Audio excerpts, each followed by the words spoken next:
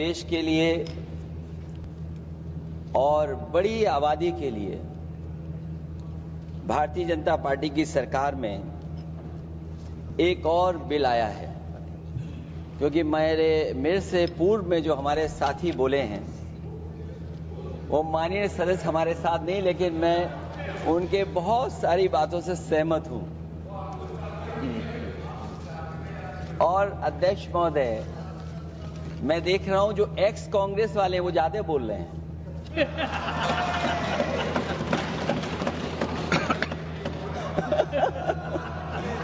आदरणीय अध्यक्ष महोदय,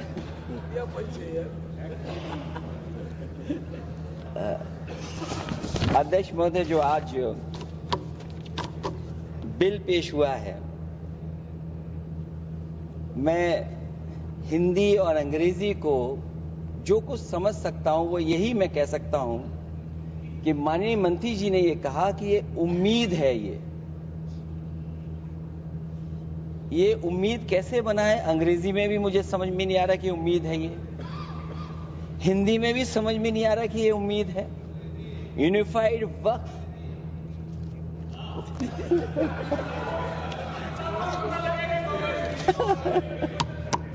अध्यक्ष महोदय, यूनिफाइड वक्फ मैनेजमेंट अध्यक्ष महोदय, ये अध्यक्ष महोदय, मैं समझ सकता हूं कि मैं वो बात छेड़ना नहीं चाहता था, लेकिन क्या करूं, मजबूरी है अब। अध्यक्ष महोदय, अभी माननीय सदस्य लोग ये कह रहे हैं कि हमारे सदस्य नहीं है यहां पर जो हमारे साथी हैं, लेकिन अध्यक्ष महोदय मैं ये कहना चाहता हूं, अध्यक्ष महोदय मैं ये कहना चाहता हूं, ये जो बिल लाया जा रहा है, भारतीय जनता पार्टी में एक मुकाबला चल रहा है।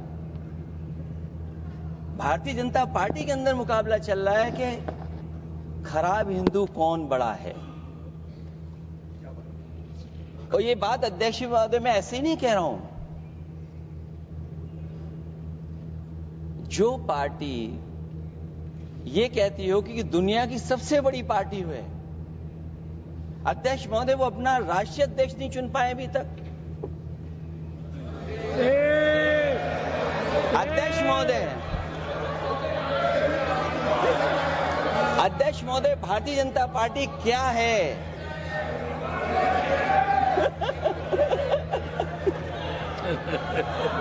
जी, मैं अखिलेश जी ने बहुत हंसते हंसते कहा है, इसको हंसते हंसते जवाब देना।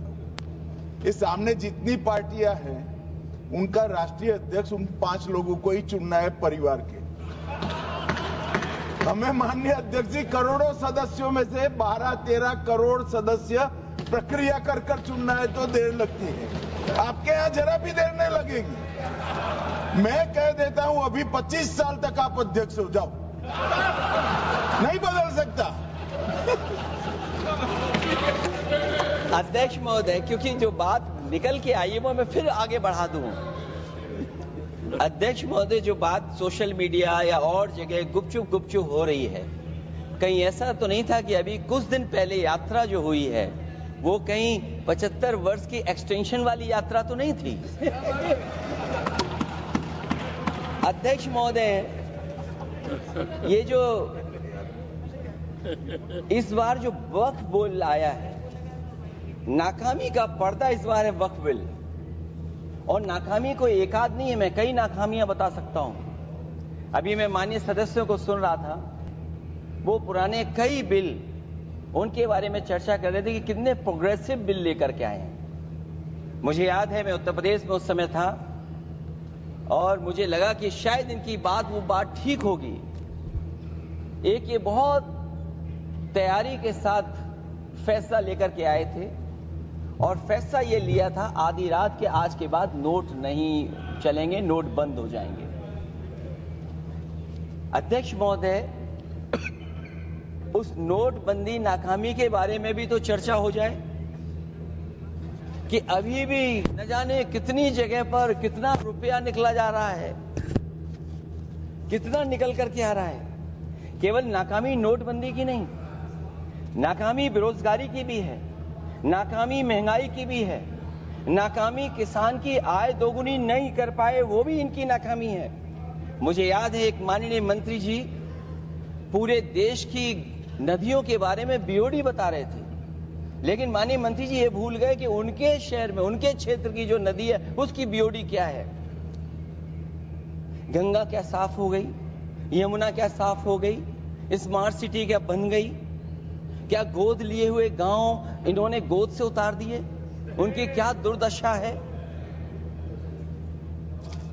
इसलिए मैं कहना चाहता हूं, ये नाकामी का पर्दा इस बार वक्फ बिल बना है।